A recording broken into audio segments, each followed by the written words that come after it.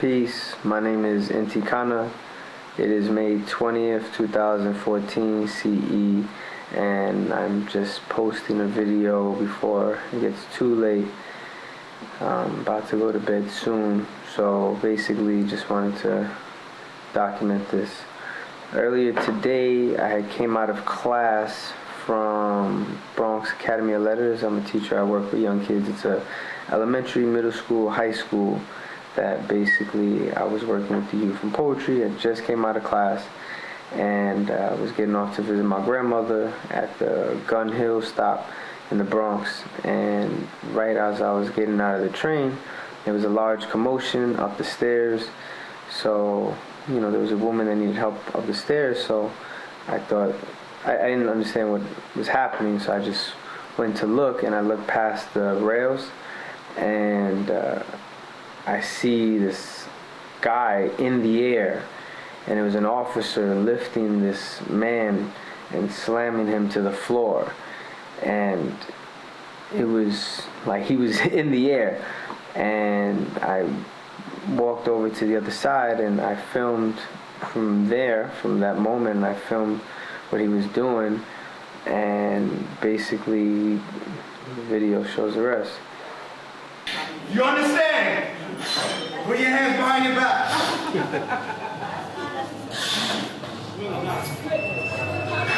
Just helping the lady in the back. Just helping the lady, man.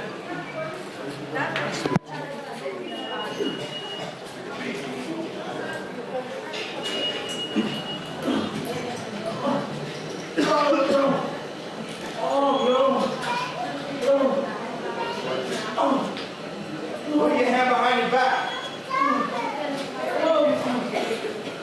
Stop resisting. Yo, I ain't doing nothing, man. Yo. Stop resisting. Yo, I ain't doing nothing, man. Yo. Yo, my hand behind my back. Y'all not shit, man. Yo. I was helping her, man. Yo. Yo, I was helping her, my nigga. Yo. I helped her with the carriage, man. Yo. Man, yo. Yo. What is he being charged with? Yo, I was helping her, man. What is he being charged with? Carriage, man, yo. Stand up. Stand up, man, yo.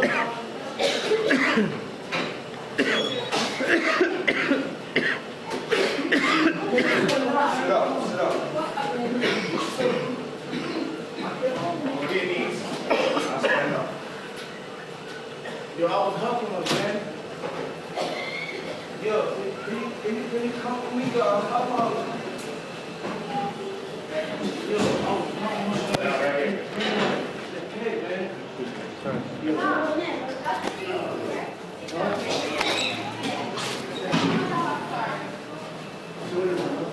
Sit down. You have ID? No, I wasn't, man. Yo, I wasn't getting inside the Doesn't matter. I don't listen. Then you just grab him and just put him inside the and grab my arm.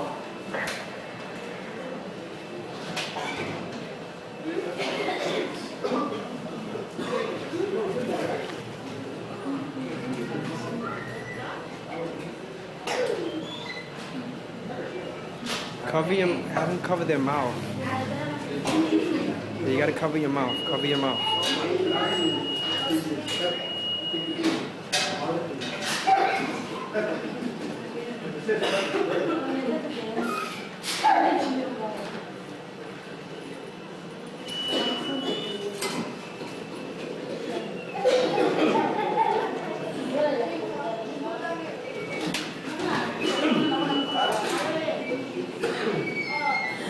He was helping you.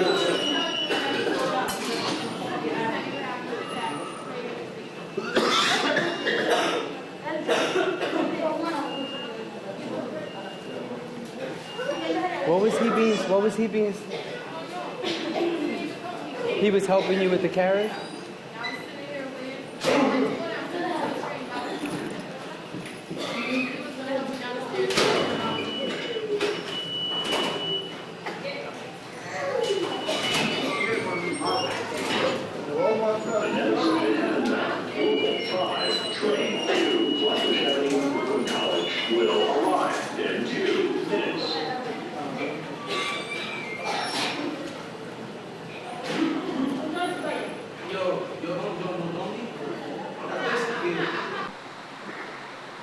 this shouldn't be happening. This shouldn't be happening to anybody, you know.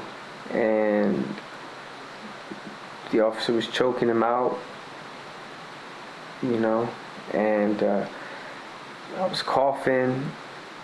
I guess the mace that he sprayed him with, he sprayed so much that everyone in the entire station was coughing. There were little kids walking, you know, passing by. There were kids there when it happened, and, you know, they were coughing. We were all coughing because it was, you know, in our throats, and it was burning. Like, it's like I had burn.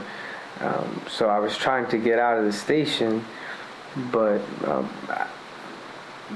he brought him inside. He arrested him. He brought him to the gate, and basically what she said was that he was trying to help her up the stairs. He was trying to help a woman up the stairs with a carriage. She had a baby, and she was there with the baby in the carriage. And I was asking him questions, basically saying, you know, why was he, what crime was he being charged with, you know? And, you know, he was just yelling. He started yelling at me, and he was like, you know, what he said? He said, the first thing he had said was, why am I so concerned? Or, you know, and he said he was swiping cards. He was, you know, I guess swiping people in. And, you know, the people there were saying that he had just helped the woman up the stairs. So I don't know, I didn't see before I was there, but, you know, that's what people seen. Everybody there, that's what they had seen. There was quite a few people shouting that.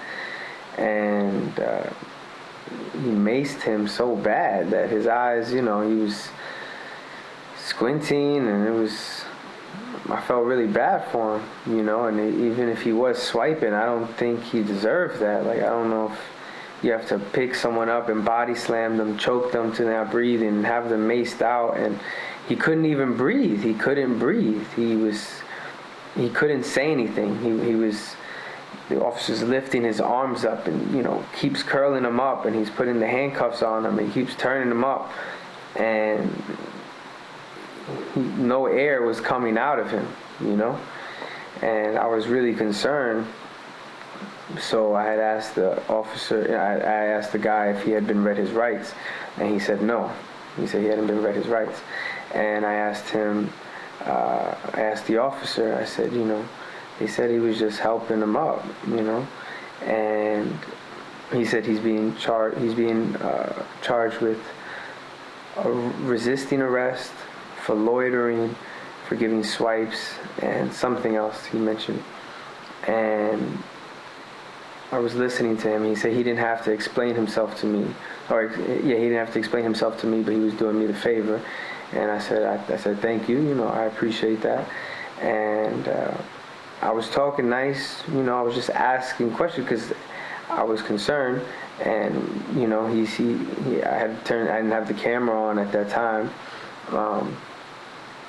And I had my left hand in my pocket. That was the whole time I was there. I was talking to him with my left hand in my pocket, like, you know, just holding my hand in my pocket, like not even trying to. I don't know. I was just trying to be as non-intimidating as possible, you know, like.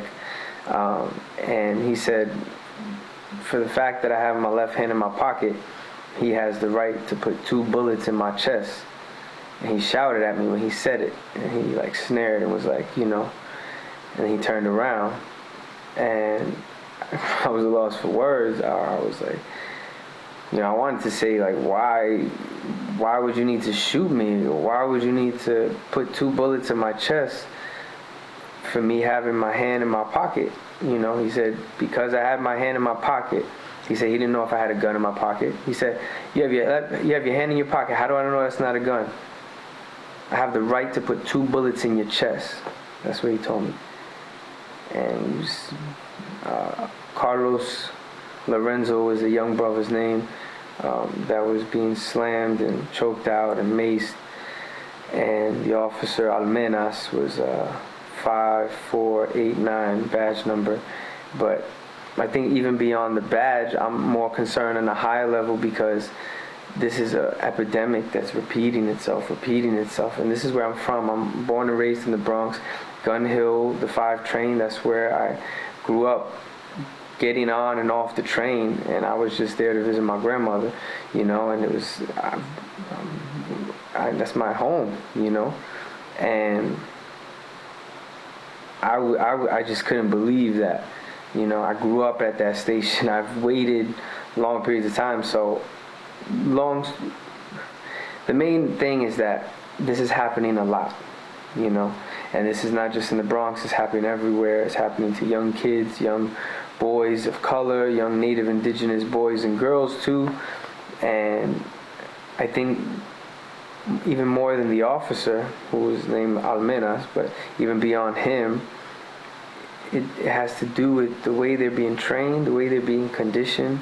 I think those videos should be very open and public to see how they're being trained and how they're being conditioned, and who are the people at the top of the administration that are facilitating these conditionings and these trainings to make these officers say that. Because everything that the officer was saying to Carlos Lorenzo was stuff that officers said to me for filming. The same thing happened. This has happened before. I filmed, you know, and the last time the officer beat me, you know, and I was found not guilty. I wasn't doing anything but filming what the officer was doing, and they said the same exact thing. They said, stop resisting, and I couldn't breathe. I had no way to breathe, and they were pulling my arms back the same way they're doing to him, you know, and I don't know him. I just was getting off the train. This is happening a lot. This is happening to me. It happened to my youth. My youth just wrote a poem. One of the students in my class, he wrote a poem about how he happened to be walking by maybe a fight or something. He didn't know what happened, but just for walking by, the officer came up to him without any explanation, just maced him and threw him to the floor and pulled his arms up. The same exact thing, you know, and this is happening a lot. And before I left, I told the officer, I said, you know, you're supposed to protect us. You're supposed to be a protector, you know. And those are my last words, you know. I was just, I didn't even want to be there anymore. He just threatened to put 2 bullets in my chest, you know. I'm supposed to be just a person in this community, you know, and I don't understand why does it have to. Even if he was doing swag, I don't know. I wasn't there. I have no idea who he was. Everyone there said that he was picking up the carriage and helping the woman, and she was there. But even in the case that he was, why do we have to do this to the people in our community? If anyone's doing something in that nature, why don't we help provide alternatives to help people, to give them new ways of living, new ways to support their family that are productive? There's a whole system of punishment. But what is the environment that we're all around? You know, and what environment or what conditionings or what stress is this officer under that he feels that just for me asking him why was he doing that, you know, he felt he could put 2 bullets in my chest for having my hand in my pocket, for just walking out of a train station and having my left hand in my pocket. He has the right to put 2 bullets in my chest. It's so, do you have any idea how difficult it is to create life? What it takes to mold a child, to allow it to grow and become a person with a personality, with experiences, with memories. Life is precious, you know, and our lives are seeming more and more meaningless here.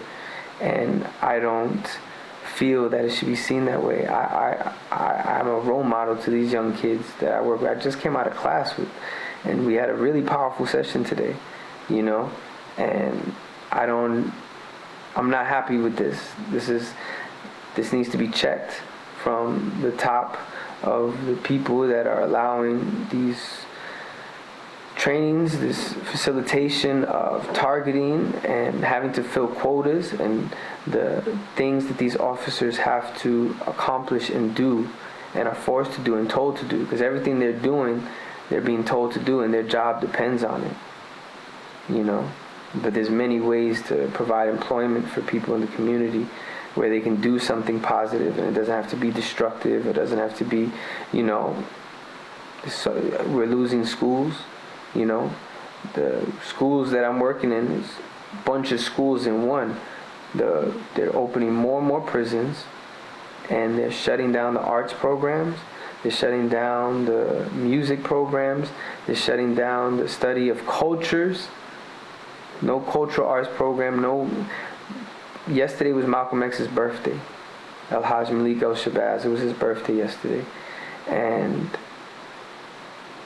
what does this say about the state that we're in? Why are we having these patterns repeat?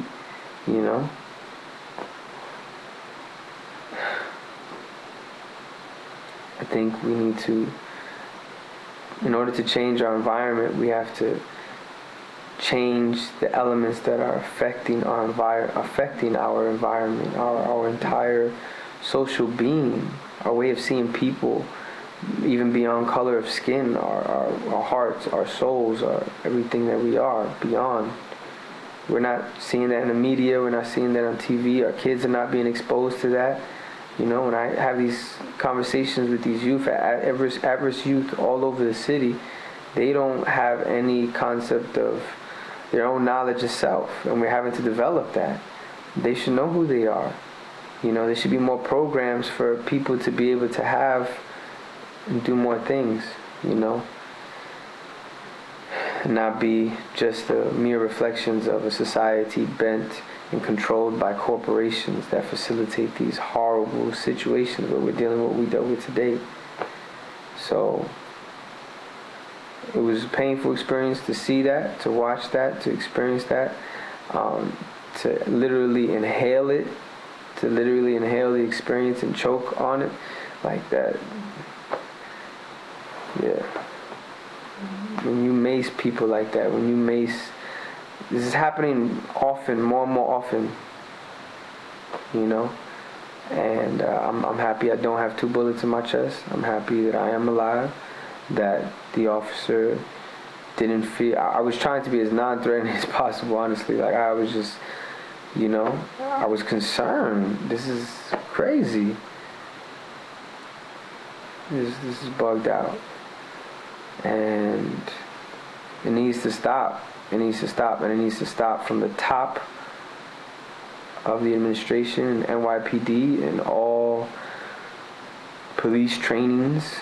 I mean, we have even the policy in which we treat our youth, our people, and it's more and more targeted to native indigenous people, like even the officer, Alemenas, beating on Lorenzo. We got to see each other as people first. If it's supposed to be CPR, courtesy, professionalism, respect, he wasn't being respectful to me by shouting and screaming in my face and threatening to put holes in my chest just because I have my left hand in my pocket and I'm on the train just walking by. Like, that's not appropriate. That's not cool. I don't appreciate that. The youth in my schools don't appreciate that. The community that I'm born and raised and from don't appreciate that. So this needs to stop now. And although this one officer is guilty of doing this, it's an entire systematic approach to people, to human beings with heartbeats and spirits and souls. We're not seeing each other, and we're being very confused by everything that's around us, and we're very misillusioned and misguided as to who we are and what is.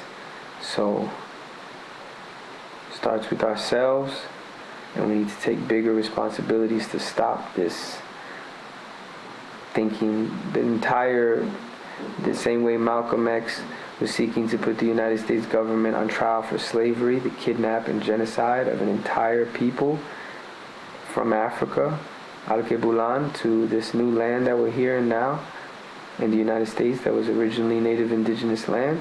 I think we need to recognize that all of these past experiences affect today, and affect how we're being treated, affect how we're being miseducated, how we're being forced into the prisons at a rate that is beyond us.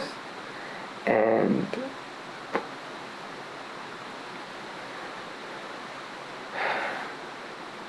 this is where I'm from. This is my home.